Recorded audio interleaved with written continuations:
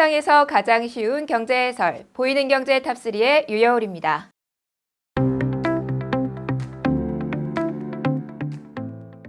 코로나19 확산 방지를 위해 재택근무를 시행하는 기업이 많은데요.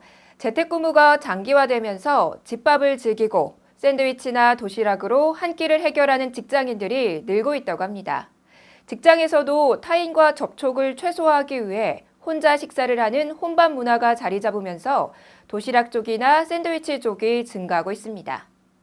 신세계푸드에 따르면 지난 2월에서 3월 판매된 샌드위치 매출은 전년 동기 대비 21% 늘었습니다. 코로나19 사태가 2개월째 접어든 3월 판매량은 2월 대비 13% 늘었고요. 이 같은 증가세는 코로나19로 인한 소비 심리 위축에 따라 합리적인 가격으로 즐길 수 있는 대용량 가성비 샌드위치가 주도한 것으로 나타났습니다. 실제 신세계푸드가 트레이더스에서 판매 중인 시저 치킨랩 샌드위치는 시저 소스가 가미된 샌드위치 4개를 9,980원이라는 합리적인 가격으로 즐길 수 있다는 점에서 호응을 얻고 있습니다. 올해 1월부터 판매량이 꾸준히 증가해 3월에는 월 판매량이 2만 개를 넘어서며 샌드위치류 판매 순위 1위에 올랐습니다. 샛별 배송으로 잘 알려진 마켓컬리에서도 샌드위치 매출은 늘었습니다. 마켓컬리 운영사인 컬리에 따르면 지난 2월에서 3월 마켓컬리 샌드위치 판매량은 전년 대비 568%나 증가했습니다. 같은 기간 식빵 판매량도 108%나 증가했다고 합니다. 코로나19로 인해서 일상의 모습이 참 많이 바뀌고 있는데요. 이제는 우리의 식문화마저도 바뀌고 있네요.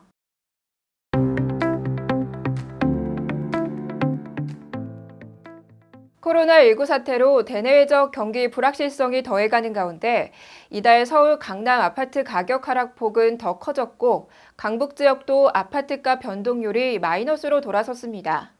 지난주 9개월 만에 하락세로 꺾였던 서울 아파트값이 이번 주에는 하락폭을 더 키우며 추락하면서 시장에서는 본격적인 부동산 침체 국면을 경고하고 있습니다. 반면 서울 아파트 전셋값은 매매에서 전세로 전환하는 수요로 인해 강남권을 중심으로 상승하면서 매매 하락, 전세 상승이라는 전형적 약세장 현상이 나타났다는 분석입니다. 한국감정원이 발표한 2020년 4월 첫째 주 전국 주간 아파트 가격 동향에 따르면 서울은 지난주 41주 만에 마이너스 0.02%를 기록한 데 이어 이달 첫 조사에서 마이너스 0.04%로 하락폭이 확대됐습니다. 정부의 대출 규제, 공시가격 인상에 따른 보유세 부담, 자금 출처 증빙 강화 등으로 매수 심리가 급격히 위축된 탓입니다. 실제 서초구 반포동에 있는 반포미도 전용 85제곱미터는 지난해 12월 20억 1,500만 원에 거래되었지만 올 3월에는 18억 4,500만 원에 팔리며 3개월 만에 1억 7천만 원이 떨어졌습니다. 강남 4구는 모조리 아파트값 변동률이 마이너스를 기록했습니다. 강남 서초구가 마이너스 0.24%, 송파구는 마이너스 0.18%로 주요 재건축 및 인기 단지에서 가격을 내린 매물이 쌓이며 하락폭이 확대됐습니다. 강동구도 고가 단지 위주로 내림세가 이어져 마이너스 0.02%를 기록했습니다. 지난주에 강남구와 서초구의 하락폭이 더 커진 상태입니다. 문제는 이번 아파트값 하락세가 강남에서 그치지 않고 서울 전역으로 확산된다는 점입니다. 강남의 하락 추이는 지난달부터 시작됐지만 이달에는 마포, 용산, 성동구는 물론 강북에서도 하락 신호가 잇따라 나오고 있습니다. 강북 14개구 전체 아파트값 주간 변동률이 0%로 보합세를 기록 중인 가운데 마포, 용산, 광진 등에서 주요 단지 호가가 꺾이며 하락폭이 확대됐습니다. 특히 그동안 강세를 보였던 노원, 도봉, 강북에서도 상승폭이 축소되고 있습니다. 아파트 매매 가격이 하락하는 것과 달리 전세 가격은 재건축 이주 수요가 있거나 상대적으로 저렴한 단지 위주로 매물 부족 현상을 보이고 있는데요. 강남은 0.1%, 서초는 0.04%, 강동은 0.05%로 모두 오름세를 보였습니다.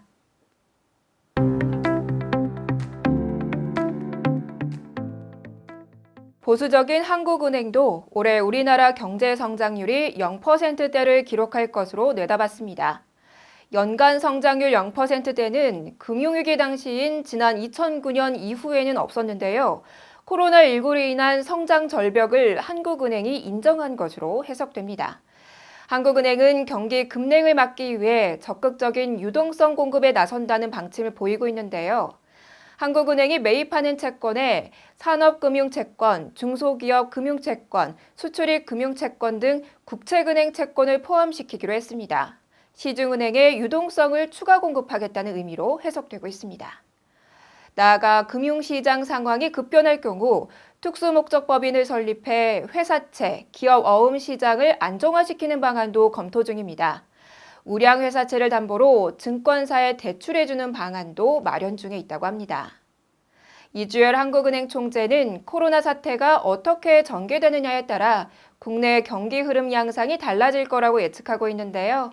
이 사태가 얼른 잠잠해져 하반기에는 경기가 점차 개선되었으면 하네요.